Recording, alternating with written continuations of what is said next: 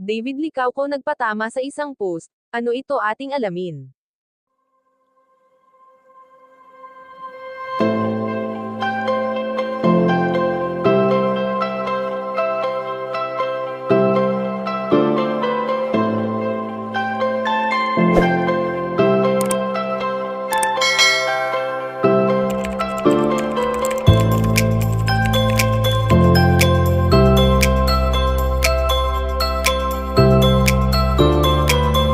Alam naman natin kung gaano kaaktibo ngayon ang pambansang Ginoo na si David Licauco sa kanyang mga social media accounts na kung saan ay malimit na pinag-uusapan online ang mga nagiging post nito.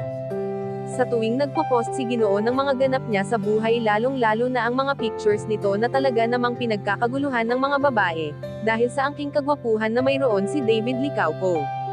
Matatandaan na minsan nang pumasok sa isang relasyon ang binata na hindi rin naman nagtagal at naghiwalay rin sila ng dati nitong girlfriend at hindi naman lingid sa ating kaalaman na pareho na silang single ng kanyang katambal. Ang pagsasama na mayroon sina David Licauco at Barbie Forteza, ay nagbibigay ng labis na kasiyahan sa lahat lalong-lalo na ang mga taong palaging nandyan na nagmamahal at sumusuporta sa kanilang tambalan na nabuo.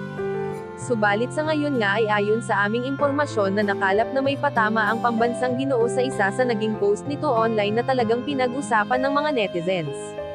Anya ni David Licauco sa kanyang post at ang sabi niya, "Tumakbo ka na naman sa isip ko, kailan ka ba titigil?" At ito ay nagbigay ingay sa mga Bardo supporters na ang sinasabi ng karamihan ay para lamang ito sa iisang babae na malimit niyang makasama na si Barbie Forteza. Kayo mga ka-chika, anong masasabi nyo dito? Please leave the comment and don't forget to subscribe.